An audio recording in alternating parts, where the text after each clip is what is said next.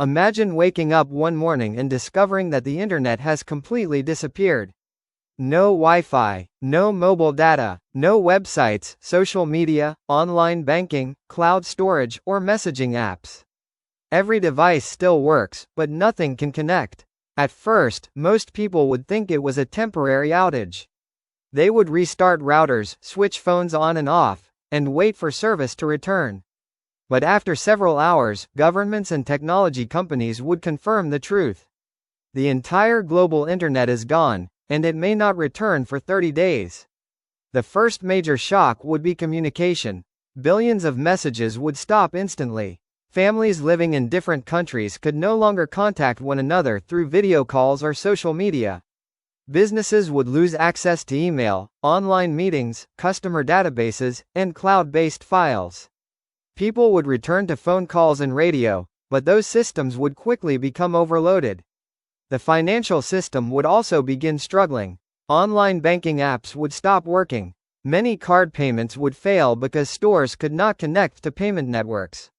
ATMs might run out of cash within hours as frightened people rushed to withdraw money. Supermarkets would become crowded. Customers would try to buy food, water, fuel, and medicine, but many checkout systems would not function properly. Stores that depended on digital inventory could struggle to know what was available or when new supplies would arrive. Transportation would face serious problems too. Airlines would lose access to online booking systems. Delivery companies could not track packages.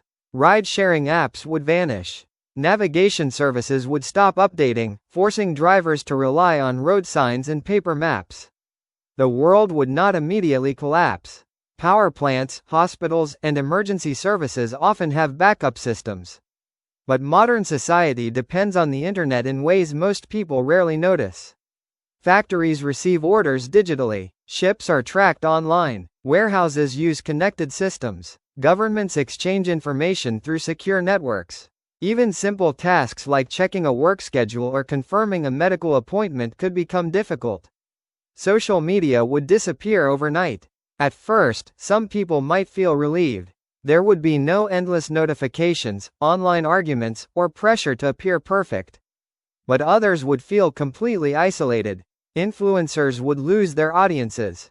Online creators would lose income. Millions of remote workers could suddenly have no way to do their jobs. Within the first 24 hours, the world would realize that the internet was no longer just a tool. It had become the invisible system connecting almost every part of modern life. And now that system was gone. By the third day, the internet outage would no longer feel temporary.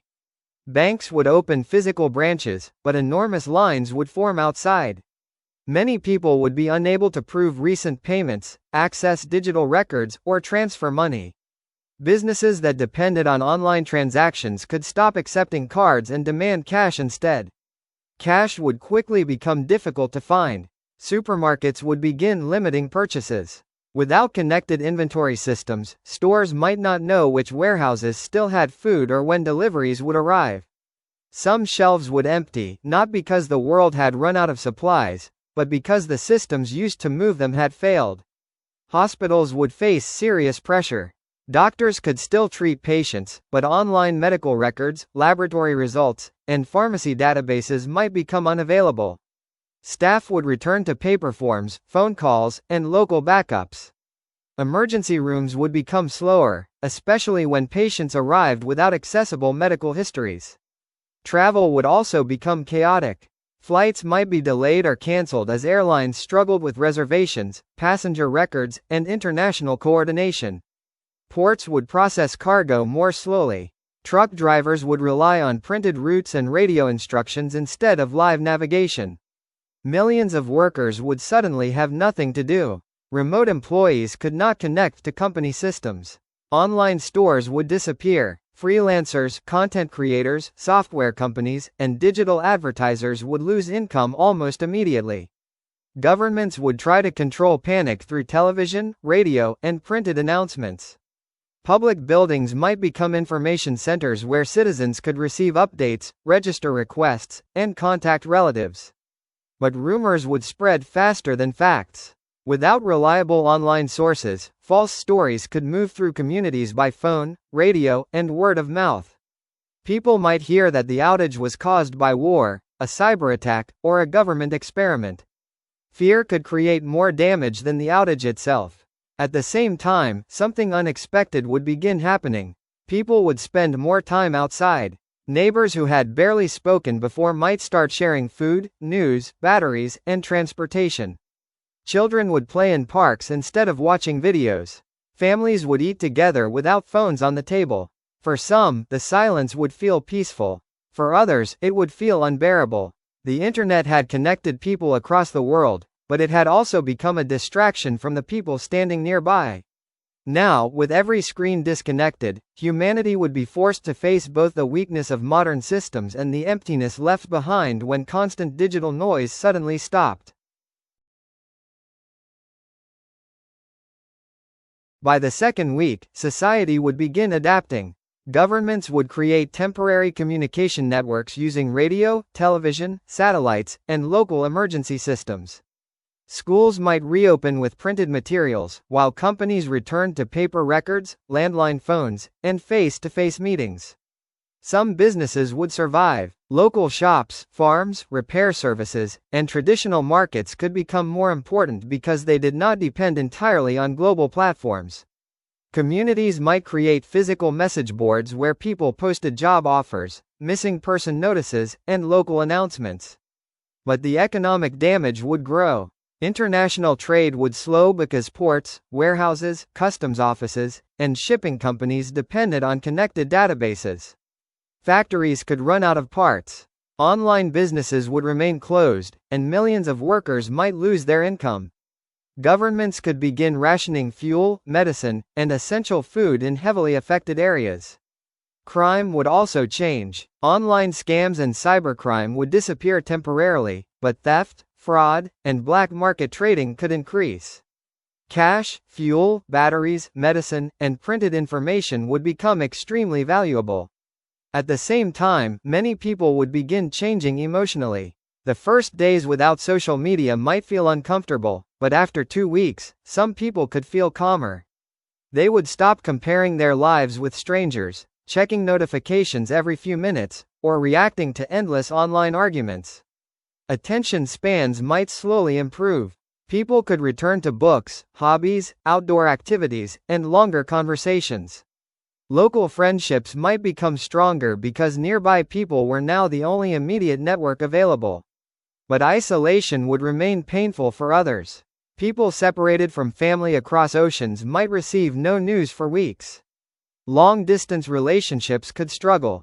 Those who depended on online communities for emotional support might feel completely alone. The outage would reveal two opposite truths. The internet had made society fragile by connecting almost everything to one system. But it had also given millions of people access to knowledge, work, friendship, and communities they could never find nearby. As the 30th day approached, people would no longer ask only when the internet would return. They would begin asking whether life should ever return to exactly the way it was. On the 30th day, screens around the world would suddenly light up again. Messages would flood in, banking systems would reconnect, social media feeds would refresh, and millions of people would rush online at the same moment. At first, it would feel like relief. Families would contact one another. Businesses would recover lost records. Hospitals, airports, shops, and governments would begin restoring normal operations. But the world would not return unchanged. Companies would create stronger offline backups. Governments would build emergency communication systems that did not depend on one global network. People might keep more cash, printed documents, paper maps, and important phone numbers. Some would immediately return to their old habits. Others might hesitate. After 30 days without endless notifications and constant comparison, many people could realize how much attention the internet had taken from them. Families might keep phone-free evenings. Communities could preserve local markets and public message boards. Schools might teach both digital skills and how to function without technology. So, what if the internet disappeared for 30 days? Modern society would suffer enormous disruption, but humanity would probably survive. The greatest lesson would be clear. The internet connects the world, but when we depend on it for everything, one failure can affect almost every part of life. And when it finally returned, the real question would not be whether we still needed it. It would be whether we had learned to control it, or whether it would control us again.